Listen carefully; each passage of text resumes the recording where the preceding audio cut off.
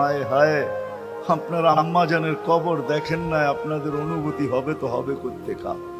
আল্লাহ আমাকে এই দুই চোখ দিয়ে আম্মা জানের কবর দেখাইছেন বিধায় আমার অনুভূতিটা একটু অন্যরকম। আমেনার কবর আমি দেখছি, আবহাওয়া আমি গেছি, আমেনার কবর আমি দেখছি।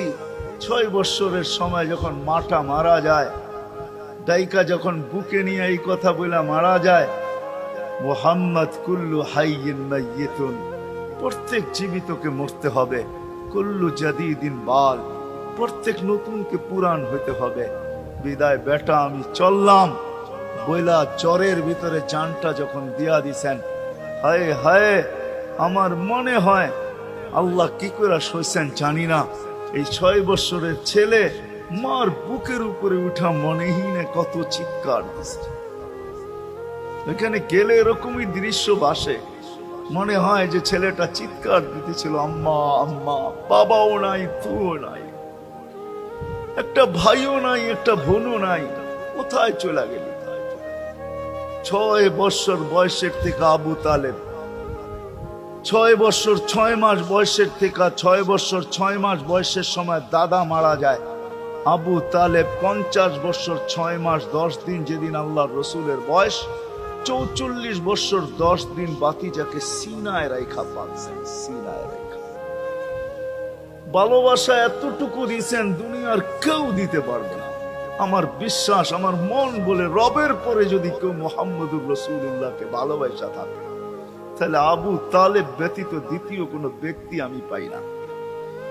আমার বিবেক বলে, আমার বুদ্ধি বলে, আমার ইতিহাসের পাতা বলে, আবু তালেবের চেয়ে বেশি ভালো কেউ বাসতে হবে। আপনারা আবু তালেবকে চিনেন না? মক্কায় যার উপরে আঙ্গুল উঠানের কোনো ব্যক্তি ছিল না। মক্কা ভূখণ্ডে, আরব ভূখণ্ডে, মক্কা তো দূরের কথা, আরব ভূখণ্ডে কেউ যার উপরে আঙ্গুল উঠানের ক্ষমতা ছিল না। খারাপ দৃষ্টিতে যদি আঙ্গুল উঠাইতো তো পাঞ্জার থেকে সাথে সাথে পৃথক হয়ে যেত। এরকম ব্যক্তিত্বের মালিক। 4টা বৎসর বাতিজার ভালোবাসায় পাতা চাবাইছে, অবরুদ্ধ জীবন কাটাইছে। ওলামাকে জিজ্ঞাসা করে, অবরুদ্ধ জীবন। আবু তালেবকে অবরুদ্ধ করবে মক্কায় কোনো ব্যক্তি? মক্কার মাটি এরকম সন্তান জন্ম দেয় না, প্রশ্নই উঠে না। ইতিহাস আমাকে বলে আবু তালেব 4 বৎসর পাতা চাবাইছেন, অবরুদ্ধ জীবন কাটাইতেন, শুধু বাতিজার দিকে দেখা। যতদিন পর্যন্ত জীবিত ছিল, ইতিহাস বলে মক্কার কাফেররা আল্লাহ রসুলকে শারীরিক কষ্ট দেওয়ার সাহস করেন না। সবাই যখন বিছনায় ছিলেন তখনও না, মৃত্যু শয্যায় যখন কাতরাইতে ছিল তখনও কেউ সাহস করে নাই। বলছে এই শরীরে যতক্ষণ পর্যন্ত রূহ আছে, যদি বাতিজাকে শারীরিক কষ্ট দেয়, চাই সেটা একটা পাথরের কণা হোক, আবু তালেব জীবিত হইয়া উঠবে আর পাথর মারবে না আমাদের গায়ে।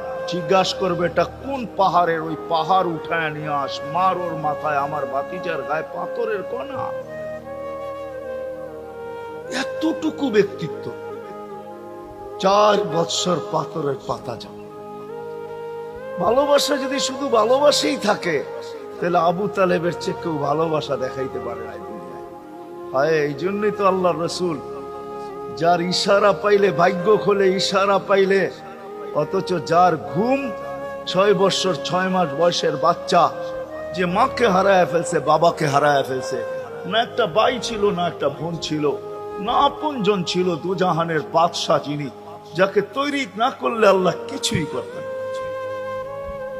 আল্লাহ আদম আলাইহিস সালামকে বলছিলেন, লাউলাহু লামা খালাকতুকা ইয়া আদম, আদম ইনি না হইলে তোমার অস্তিত্ব হতো না। তোমার অস্তিত্ব কেন, কিছুই হইতো না। কোরআন তো আমাকে বুঝায়, ওয়ামা আরসালনাকা ইল্লা রাহমাতাল লিল আলামিন।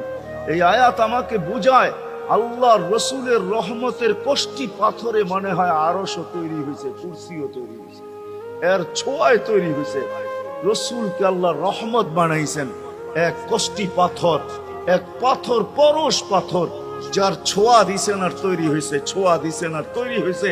তৈরি যখন সব শেষ, তখন আল্লাহ ঘোষণা দিছেন, ওমা আরসালনাকা ইল্লা রাহমাতাল লিল আলামিন। সমগ্র জগতের জন্য আপনি রহমত। ওই মুহাম্মদুর রাসূলুল্লাহর ইঙ্গিত পাইলে ভাগ্য খুলতো, ইঙ্গিত। আবু তালেবের বুকে তো আল্লাহ রসুলের রাত্র কাটছে। ইতিহাস আমাকে বলে, আমার বিবেক বলে, আমার বুদ্ধি বলে, আমার বিদ্যা বলে।